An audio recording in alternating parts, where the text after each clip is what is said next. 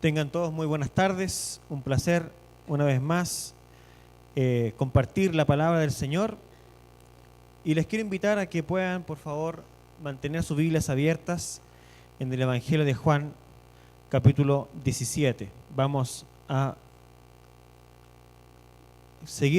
continuar con la oración intercesora de Jesús por su iglesia. Y mientras abren sus Biblias, 17, hoy nos vamos a enfocar del verso 20 en adelante. Verso 20 al 23. Hoy, solamente 3 versículos. 20, 21, son 4. 20, 21, 22, 24. ¿Ah? Todos entendieron.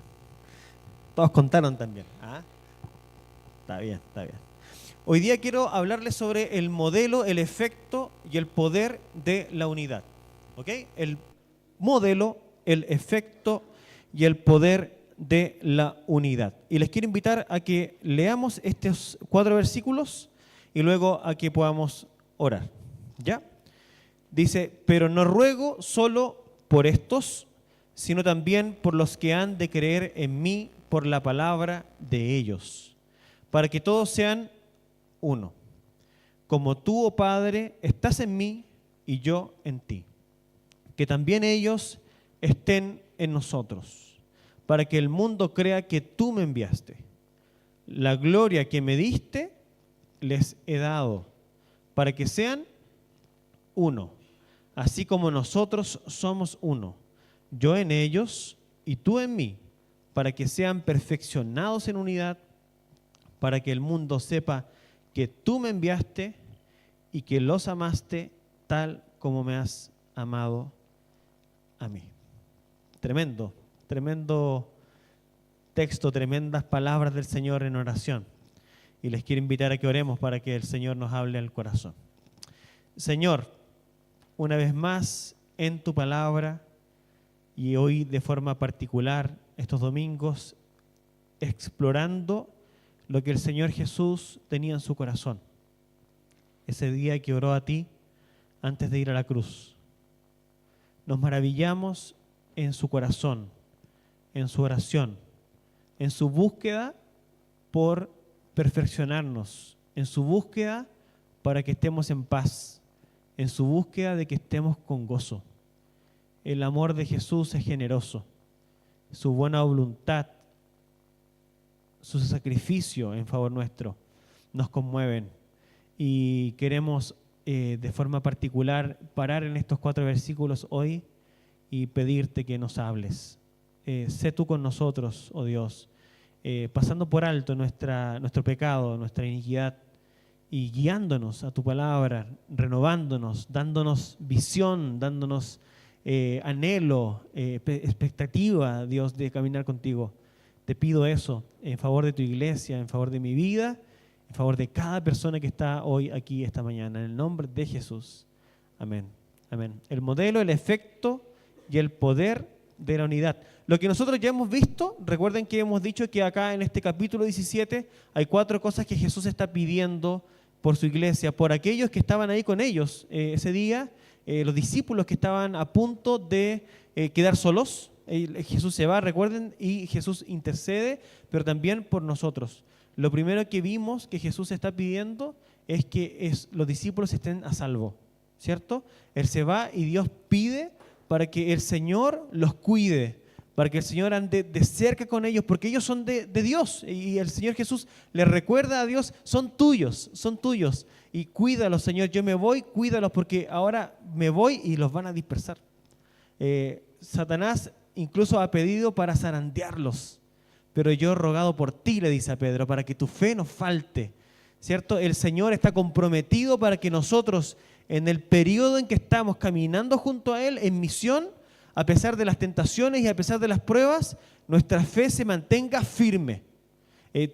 Vamos a ser dañados, vamos a ser atacados, vamos a ser perseguidos por un mundo que nos odia, un Satanás, el maligno, que es retratado acá como alguien que busca robarnos, busca matarnos, busca destruirnos. Él tiene una determinación de hacerlo. Si fuera por él, estaríamos todos completamente destruidos.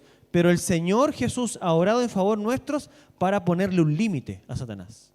Y el Señor nos guarda por su poder, porque nos ama, somos de Él y no va a permitir que Satanás vaya más allá de la frontera que Él mismo ha puesto. Es una garantía que se nos da en esta oración. Lo segundo que hemos visto es que el Señor pide para que nosotros no solamente estemos guardados y protegidos por su amor, sino también estemos santificados en la verdad.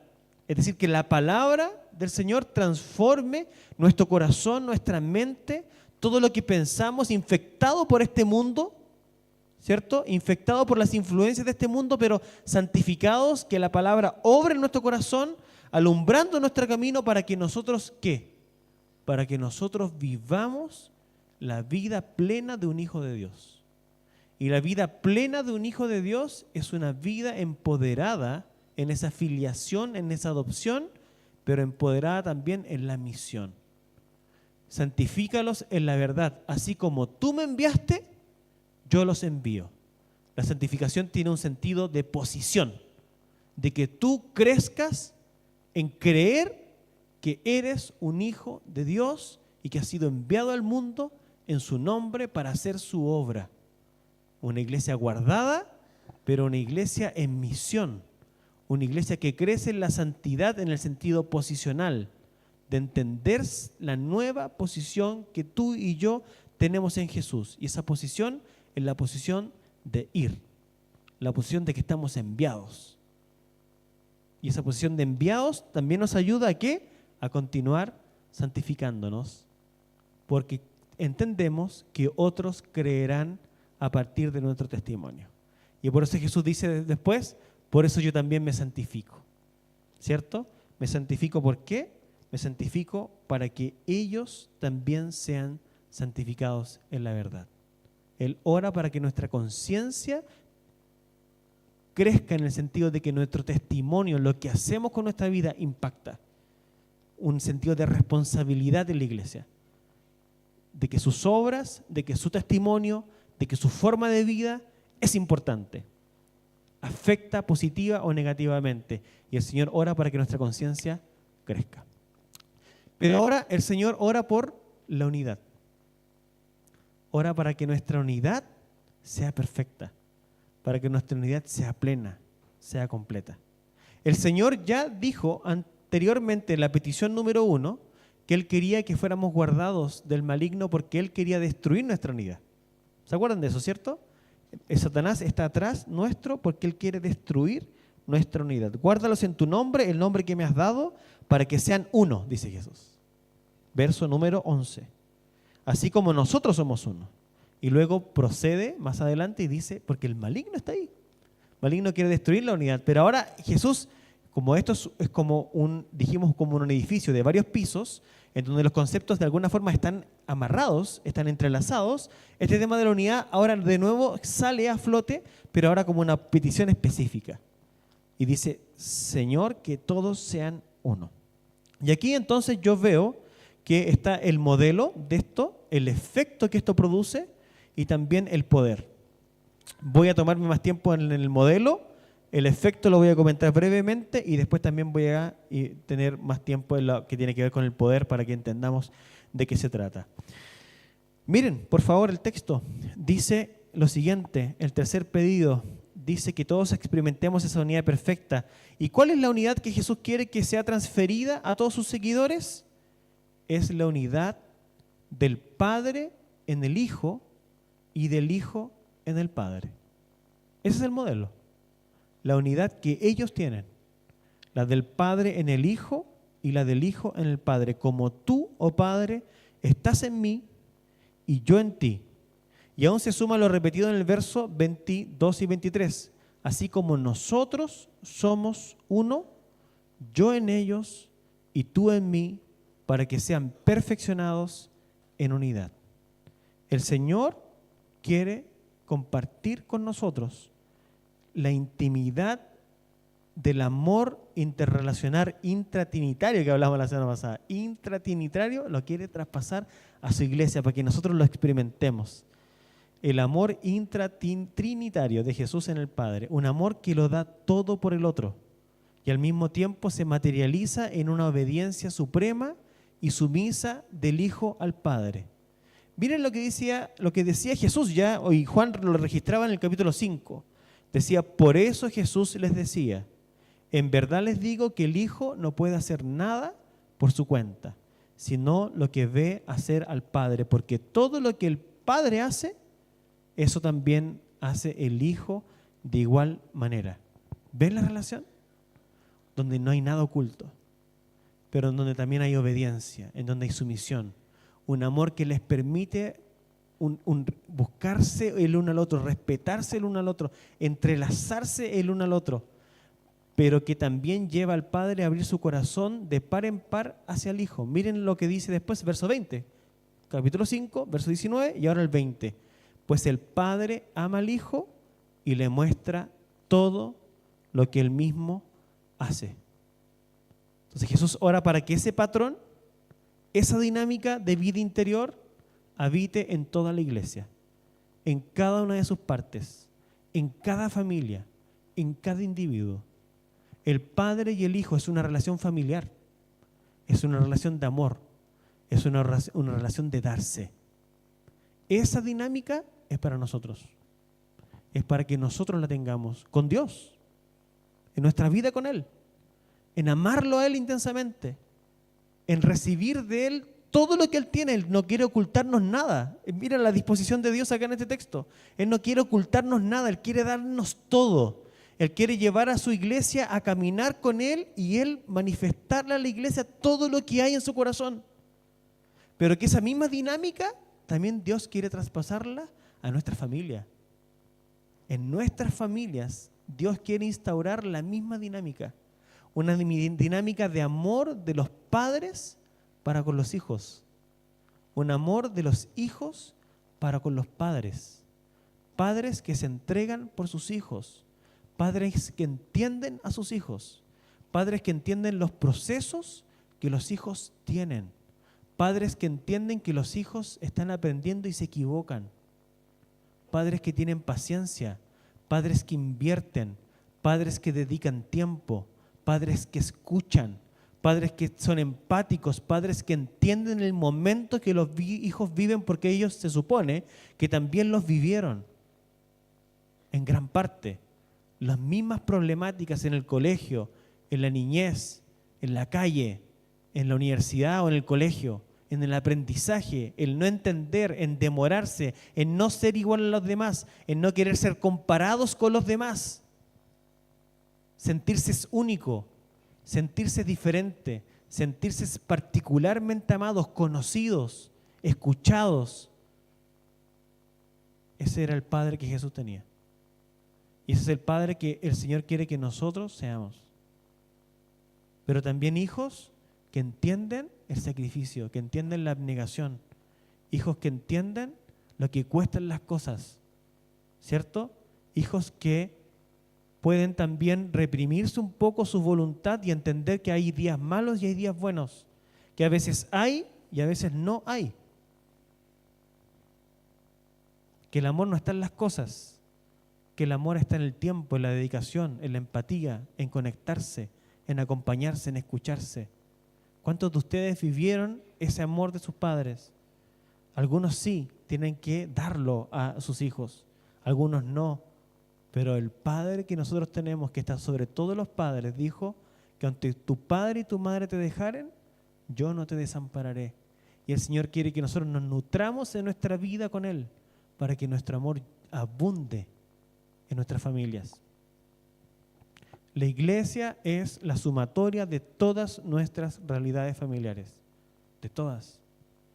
Todas. Y todas quiere Dios cubrirlas con su amor, para que nosotros podamos experimentar esa unidad entre nosotros también.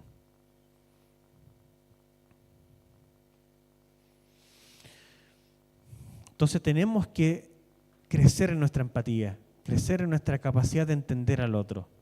Como dije ya, dar lugar a la verdad de que todos vivimos procesos distintos, que los niños están en el aprendizaje y se equivocan, que a veces los jóvenes están llenos de energía, ¿ah?, y paciencia, y hay que acompañar y ir al ritmo también, ¿ah?, que el adulto a veces se siente frustrado y sobrecargado, o que el anciano a veces se siente inútil o solo. Allí la iglesia necesita estar. Esta unidad parte en casa y a veces nos equivocamos. Pero quiero llevarlos a otro nivel también. Pensemos en cómo esta unidad que Dios, que Jesús ora para nosotros, que es la unidad del Padre con el Hijo, del Hijo con el Padre, tiene implicaciones en la forma en que vivimos nuestra misión como iglesia. Porque lo que antes pidió fue, santifícaselos en la verdad y yo los envío. ¿Cierto? El Jesús quiere que seamos personas conscientes de que hemos sido enviadas y estamos en misión. Entonces, ¿cómo esta unidad, cómo este amor fluye para nuestra misión como iglesia? Una iglesia, que abandona la competitividad. Y una iglesia que abraza la colaboración. Aquí, en lo chico y en lo grande también. Tenemos que olvidarnos de competir. Aquí nadie necesita ser mejor que el otro. Nadie. Yo no necesito demostrarles nada a ustedes. Ustedes tampoco a mí. Y ni entre ustedes tampoco. Pero es más, nosotros como primera iglesia no necesitamos demostrarle nada a nadie. Ni ellos tampoco a nosotros. Porque somos de Dios. Estamos en Él. Él nos conoce. Somos una iglesia para Él. Para Él en primer lugar. No somos para enrostrarle ningún éxito a nadie. Entonces es una iglesia que crece en ese sentido. Una iglesia que se une para llevar a cabo la misión porque entiende que no se promueve un nombre, una tradición particular, sino a Jesucristo. Él es nuestro factor. Él es la persona a quien abrazamos. A Él amamos. Por Él estamos unidos. A Él promovemos. Porque Él nos amó y se entregó por nosotros. Nadie más. Ningún pastor se entregó por ti. ¿Ah? Ninguna denominación se entregó por ti. Es Dios quien se entregó por ti. Es Jesús que se entregó por nosotros. Y sabes que esto fue particularmente verdad en siglos pasados. El conocido gran despertar que hubo en Estados Unidos y en Inglaterra, que ustedes saben que uno de los grandes precursores de eso fue Jonathan Edwards, y quien después lo desarrolló muy fuertemente fue George Whitefield, de la mano también de John Wesley y Charles Wesley. Esto produjo un gran despertar en las misiones mundiales. Hasta ese momento en la historia de la iglesia hubo algunos movimientos misioneros impulsados por personas muy, muy particulares. Por los moravios, por ejemplo, hubo un movimiento ahí misionero, pero en general la iglesia era estática. ¿Ya? La iglesia entendía la misión de otra forma antes, como cruzadas, como ir a cortar la cabeza. Estaban bien equivocados. Pero ahora no, cuando hubo el gran despertar y las personas entendieron que su posición era una posición espiritual, de ser hijos de Dios, y amaban esa posición como hijos de Dios, de que habían sido adoptados por la sangre del Cordero, y querían que esta experiencia y esta filiación se expandiera por el mundo, generó entonces lo que hemos llamado o se ha conocido como las misiones mundiales. Siglo XVII, siglo XVIII. Eso pasó. La iglesia se abrió y la iglesia pasó de tener de una decena de misioneros a cientos de misioneros. Hoy día se calcula que hay más de 300.000 misioneros en el mundo. 300.000 misioneros en el mundo. Para el siglo XVII, para el siglo XVIII, no pasaban de 1.000, 2.000, en el mejor de los casos 7.000, en el siglo XVIII aumentó 30.000, fue creciendo mucho de la mano de algunas personas que, ¿saben qué hicieron? Si bien ellos pertenecían a una denominación, ellos se veían al reino por sobre la denominación. Y eso produjo la creación de seminarios teológicos en donde se compartía la formación para toda la gente. Y aunque se entendía que habían puntos de vista distintos en algunas cuestiones secundarias, todos querían proclamar a Cristo. Todos oraban, las iglesias se juntaban para orar por otras iglesias. Las iglesias invertían en misiones que no eran de la propia iglesia, eran de otras iglesias. iniciativas de otras iglesias. Eso pasó muy fuertemente desde el siglo XVIII, desde el Gran Despertar. Entonces, ¿qué pasa cuando pasa eso? Los creyentes afectados por este Gran Despertar entendieron que ser bautista, metodista, presbiteriano era una identidad de segunda línea, de forma que se crearon sociedades misioneras que colaboraban entre sí. Diseñaron mapas colaborativos que difundían mapas colaborativos para alcanzar zonas geográficas con mayor eficiencia. Tú vas para acá, yo voy para allá. Porque el reino estaba primero. Porque la iglesia se entendía bajo la única cabeza que es Jesús. Se fundaron revistas y periódicos, busquen en la historia, que difundían el progreso de las misiones para todas las iglesias. Y se celebraba que eso pasara. Se celebraba que el evangelio haya llegado a la India. Y no importaba cuál denominación haya llegado. Lo que importaba es que el evangelio haya llegado a la India. Una visión bíblica de la unidad. Y a veces nosotros hoy día somos miopes en ese sentido. Queremos preguntarnos cuántas iglesias presbiterianas hay en cuál ciudad. Eso está en lo mismo. Eso está en lo mismo. Lo que importa es si el evangelio ha llegado o no ha llegado. Y nosotros tenemos que enfocarnos en donde el evangelio no ha llegado, en donde la libertad en Cristo no se vive, en donde el evangelio no ha sido sembrado. Esa era la búsqueda de una iglesia que estaba revivada por el Espíritu. Se fundaron, como les digo, revistas, periódicos, seminarios, se promovió el apoyo financiero. Todo eso ocurrió. Y es que Jesús está orando para que sus discípulos experimenten lo más profundo del ser, la naturaleza y el amor de Dios. Eso es lo que está por detrás. Como tú, oh Padre, estás en mí, yo en ti, para que el mundo sepa que tú me enviaste. Entonces, el modelo es el amor, mirar el amor de Jesús en Dios, del Padre en el Hijo, y ser cautivados por eso, ser movidos por eso. Esa es la oración de Jesús, que lo entendamos, que lo discernamos, que entremos en esa dinámica. Es algo espiritual. Porque incluso dice el texto, dice, no ruego solo por esto, sino también por los que han de creer en mí. Esta unidad que Jesús tiene en mente no es la unidad solamente de los 12 o de los 11 que iban a quedar. Esta es una unidad que trasciende las épocas. Entendernos como la gran familia de Dios, entendernos como un cuerpo, entendernos como gente que ha sido redimida por la sangre del Cordero, que tenemos una identidad, estamos marcados por Él. Necesitamos comprometernos unos con otros, sea donde sea que estemos. Entonces, esto tiene que llevarnos a pensar en nosotros, en la forma en que hoy vivimos el amor de Dios dentro de nuestras cuatro paredes, pero también la forma en que vivimos su amor y su voluntad hacia afuera. Y aquí hay algunas ideas. ¿Ok? 1. Unas ideas prácticas para nuestra iglesia local. Necesitamos que las mujeres con más experiencia se organicen para dar soporte a las más jóvenes. Amar significa empatizar. Amar significa transferir experiencia. Amar significa interesarse, invertir tiempo en el otro. ¿Qué necesitamos? Necesitamos que las mujeres que tienen más experiencia acá se organicen para poder dar soporte espiritual hacia las más jóvenes. Eso es lo que dice la Escritura.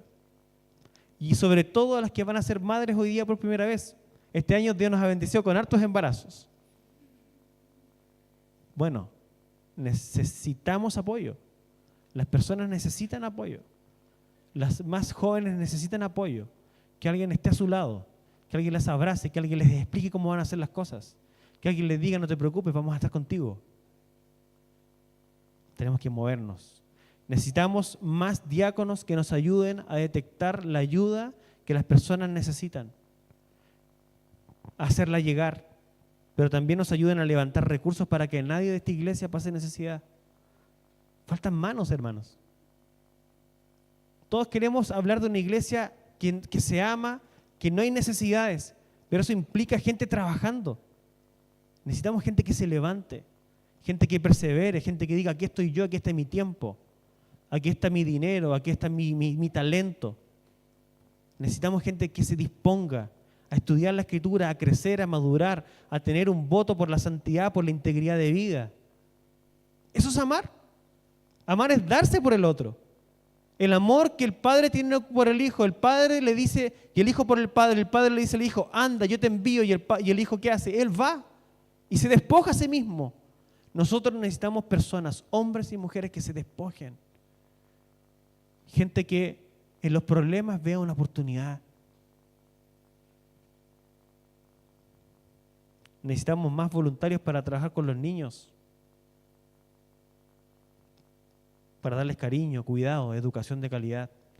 Necesitamos levantar voluntarios que ayuden con la visitación de las personas enfermas, de tercera edad, o que pasan tiempos de soledad o desempleo. Un puro pastor no da. 4 presbíteros tampoco. Necesitamos una iglesia que se movilice. Una iglesia que se ame, que cumpla el patrón. Tenemos que movilizarnos. Tenemos que tener la tarde libre. ¿Qué tal si apagáis la tele? Y miras quién está solo, quién necesita una visita.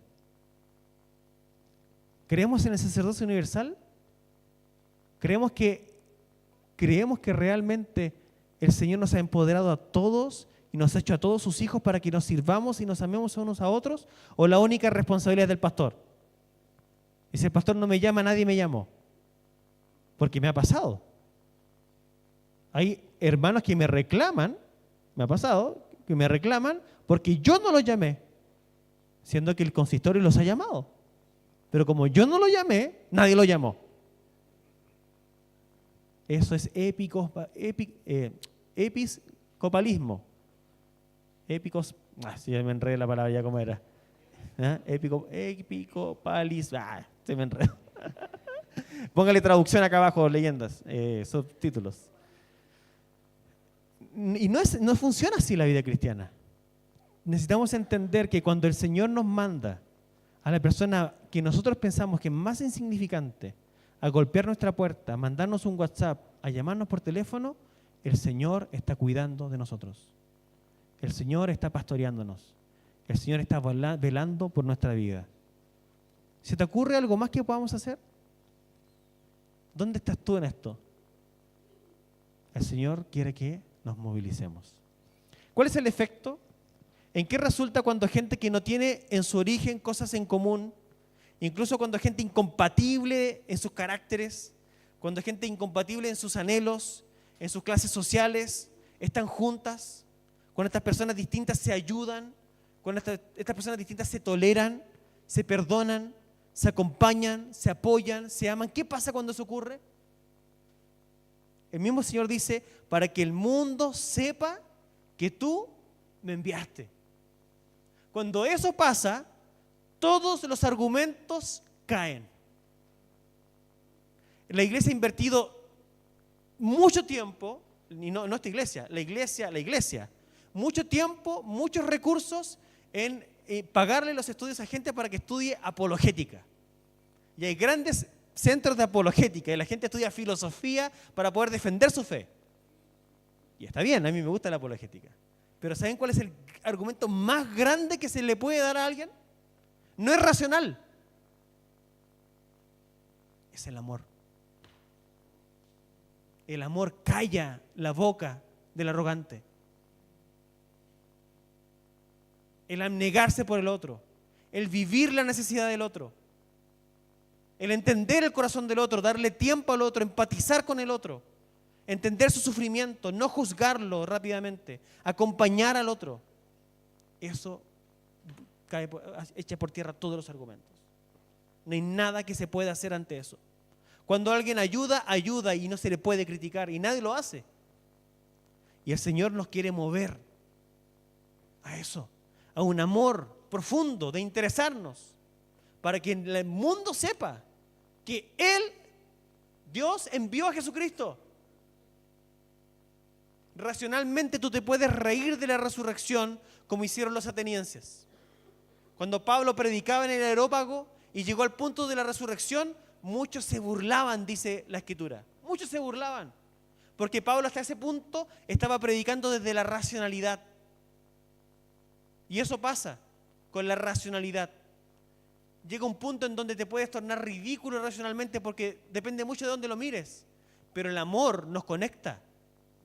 El amor calla. El amor genera una impresión del propio Dios en el corazón. Y dice que cuando nosotros vivimos el amor, cuando nuestras familias aprenden a caminar juntas, cuando los padres amamos a nuestros hijos y cuando los hijos amamos a nuestros padres y los respetamos, eso genera una impresión en el mundo de que el argumento de Cristo es irrefutable. Para que el mundo sepa, ese es el efecto. Si nosotros seguimos ese modelo, este es el efecto que vamos a esperar. Que el Señor va a añadir a su iglesia los que han de ser salvos. Porque van a ver el amor que tenemos los unos por los otros. Porque somos personas que usamos nuestro tiempo en el otro.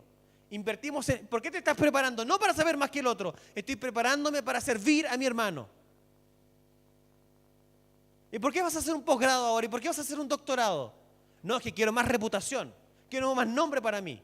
No, quiero vivir para mi iglesia, para el mundo, para servirlo, para encarnar el amor de Dios. Por eso que estoy trasnochando estudiando. ¿Puedes decirlo?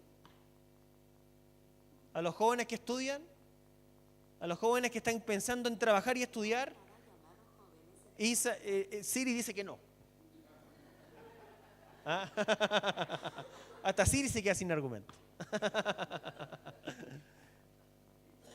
¿Te das cuenta? Tenemos muchas pasiones en nuestro corazón. Y todos nosotros somos movidos por distintas cosas. Pero el Señor llama nuestra atención al amor profundo, porque eso es lo que va a generar el efecto. Hay un episodio, dije que no iba a gastar mucho tiempo en esta parte 2, pero solo esto. Hay un episodio en Juan 14. Y dice, Señor, muéstranos al Padre y nos basta, le dice Felipe. Jesús le dijo, tanto tiempo he estado con ustedes y todavía no me conoces, Felipe. El que me ha visto a mí, ha visto al Padre. ¿Y cómo dices tú, muéstranos al Padre? ¿No crees que yo estoy en el Padre y el Padre en mí? Las palabras que yo les digo no las hablo por mi propia cuenta, sino que el Padre que mora en mí es el que hace las obras. Hay argumentos, hay gente que quiere saber, hay gente que nos pregunta, pruébame la existencia de Dios, pruébame que Jesús resucitó. Hay personas que creen que hasta Jesús haya sido una persona histórica. Así de... Ok. Pero así como quien veía a Jesús veía al Padre, el Señor quiere que la gente cuando nos vea a nosotros, lo vea a Él. Mi amor en ti, tu amor en mí, pero mi amor en ellos, dice Jesús también. El amor mío hacia ellos. Ellos tienen mi amor. Nosotros lo tenemos. Cristo en nosotros. Y eso calla los argumentos.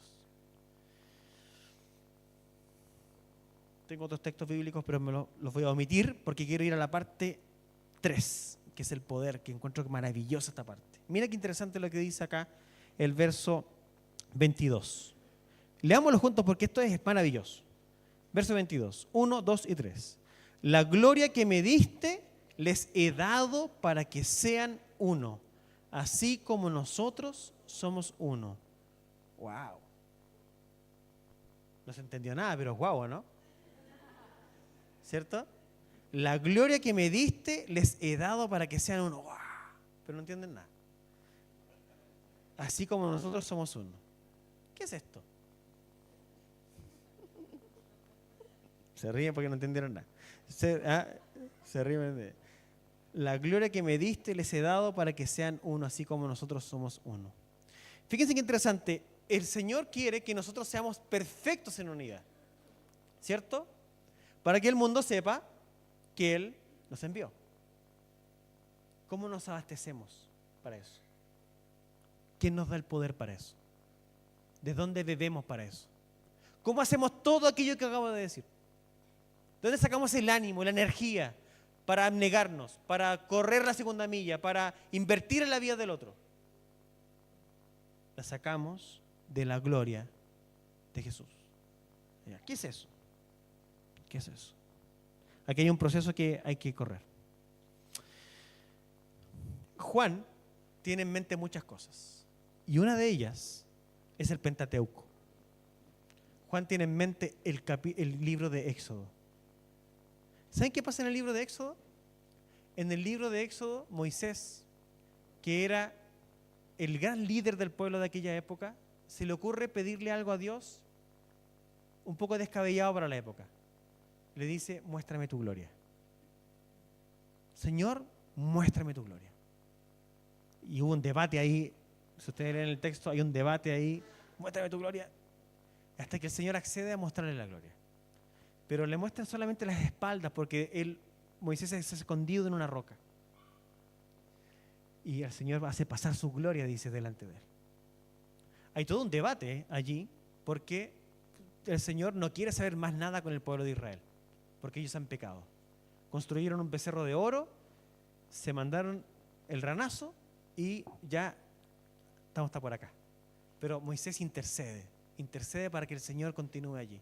El Señor incluso les dice, voy a mandarte mi ángel, o te puedo hacer un pueblo nuevo, Moisés. Y Moisés dice que no, que él quiere que él no mate a nadie y que más encima que el Señor vaya con ellos. Moisés no cede en ese punto. Así que ahí están. Y el Señor se agrada de Moisés y el Señor le hace pasar su gloria. Ahora, ¿qué pasa en todo ese texto, en toda esa parte de Éxodo? El Señor está construyendo un pueblo y dentro de esa construcción el Señor les está enseñando, ¿saben qué cosa? Que su presencia es lo más importante. ¿Cómo lo hace? El Señor manda a Moisés a construir un tabernáculo. Y en el tabernáculo Él dice, van a ir 4 tribus para allá, 4 tribus para acá. No, 3 para allá, 3 para acá, 3 para allá, 3 para acá, 12. Y en el medio del campamento, mi tabernáculo, mi tienda. Y el libro de Éxodo, casi que cuando termina con la gloria de Dios sobre el tabernáculo. Es decir, la presencia de Dios en medio del pueblo.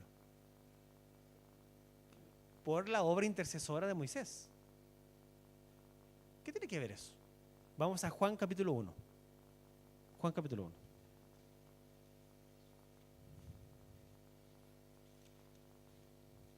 En Juan capítulo 1, verso 14 en adelante, dice así. Verso 14 en adelante. Capítulo 1, verso 14. El Verbo se hizo carne y habitó entre nosotros. ¿Quién habitó allá en el Éxodo? Del 32 al 34. El Señor con su presencia en el tabernáculo. ¿Cierto? Pero mira la transición. Ahora el Verbo se hace carne. Después vamos a ver en la petición que viene el próximo domingo. Dice, Señor, dice, como tú me amaste desde antes de la fundación del mundo. ¿Ya? Ahora ese Dios que está allá viene al mundo. Se hace carne. Habita. ¿Y qué pasó entonces? Y vimos, ¿qué cosa? Vimos su gloria.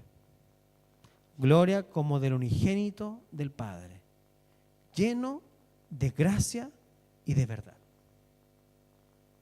El Señor ahora trae su presencia en medio de nuestro, no en una forma figurada y como sombra, sino la propia realidad de las cosas. Y la propia realidad de las cosas es Jesús. Y Jesús viene y habita en medio nuestro. Y cuando Él habita en medio nuestro, su presencia, la presencia de Dios, está en medio del pueblo. Y cuando la presencia de Dios está en medio del pueblo, ¿qué es lo que ocurre? Se derrama la gracia. Ya sigamos para que entendamos esto. Nos saltamos. Verso 16. Pues de su plenitud todos hemos recibido y gracia sobre gracia. ¿Qué es lo que Jesús pide? Jesús pide que la gloria que me diste, yo les he dado. Y en la gloria de Jesús está la plenitud de Dios. Y de su plenitud todos bebemos. Gracia sobre gracia. ¿Qué es lo que va a mantener a la iglesia para que su misión sea cumplida? ¿Qué es lo que va a reposar sobre tu vida para que tú puedas vivir la voluntad de Dios? Para que tú puedas amar, para que tú puedas perdonar, para que tú puedas soportar la prueba. ¿Sabes qué es? Es Jesús, es el mismo, es su gracia, es su plenitud, es su presencia en tu corazón fuertemente. Pero esta es la tercera petición, precedida por la segunda. En la segunda, ¿qué se pide? Que seamos santificados en la verdad. Señor, ¿por qué yo no vivo tu poder? ¿Por qué yo no vivo tu presencia? ¿Por qué a veces me siento tan solo? ¿Por qué a veces me doy como cabezazos contra el muro? Feliz, dichosos los que andan en la palabra, dice el Salmo 119. Dichosos los que andan conforme a tu ley. Dichosos los que viven en tus preceptos. ¿Cómo guardará el joven su camino? Guardando tu palabra. En la integridad hay belleza, queridos hermanos. En la integridad de vida, en la santidad de vida hay belleza. ¿Por qué? Porque la ley de Dios hace fluir para nosotros todo el plan de Dios, todo lo bello que Dios tiene para ti. Cuando tú vives en desobediencia, estás arruinando, estás rompiendo todo lo que Dios te quiere regalar. Y de esa forma no puedes experimentar su gracia sobre gracia, su poder, su misericordia. No lo puedes experimentar de forma plena. Y ahí acentúo plena. ¿Por qué? Porque aún en la caída hay restauración. Y por eso que el apóstol Juan dice, gracia sobre gracia. Es decir, hay perdón tras perdón. Perdón tras perdón. Amor tras amor. Sustento tras sustento. Hay equivocación, pero el Señor cubre. Hay equivocación, pero el Señor cubre. Pero tiene que haber un momento donde eso para. En donde tú te arrepientes de tus pecados, en donde tú vuelves a Dios y el Señor derrama su misericordia sobre ti para que tú experimentes la gloria de su presencia y esa gloria de su presencia te capacite para una plenitud de vida. De su plenitud bebimos todos. Y gracia sobre gracia, porque la ley fue dada por medio de Moisés, la sombra, la gracia y la verdad fueron hechas realidad por medio de Jesucristo. Nadie ha visto jamás a Dios, el unigénito Dios que está en el seno del Padre, Él lo ha dado a conocer. ¿Y qué es lo que entonces Jesús termina orando por la unidad de la iglesia? Para que tú tengas la presencia de Jesús en tu corazón, vívidamente, fuertemente, capacitándote y dándote dirección para poder vivir. Pero ahí no para. Porque aquí Juan está haciendo un prólogo a lo que él va a hablar. Y luego, en el capítulo 12 de Juan, Jesús dice, ha llegado la hora para que el Hijo del Hombre sea glorificado. Entonces, cuando Él nos pide que la gloria de Él esté en nosotros, ¿cómo fue que Jesús le fue devuelta la gloria que estaba con Él en el seno del Padre antes de que el mundo fuera creado? ¿Cuál fue el camino para que Jesús, que se despojó de su gloria, que vino a habitar entre nosotros y fue a recuperar su gloria, cuál fue el camino de vuelta para esa gloria? El sufrimiento. Fue la cruz. La cruz fue el camino que a Jesús le devolvió la gloria. ¿Para qué? Para que nosotros no tengamos que ir a la cruz. Entonces, lo que Jesús quiere que nosotros entendamos es que su sufrimiento nos abraza. Su sufrimiento nos llena, es capaz de llenarnos. Su sufrimiento es capaz de completarnos, es capaz de empatizar con nosotros. Es capaz de abrazarnos cuando nadie nos abraza.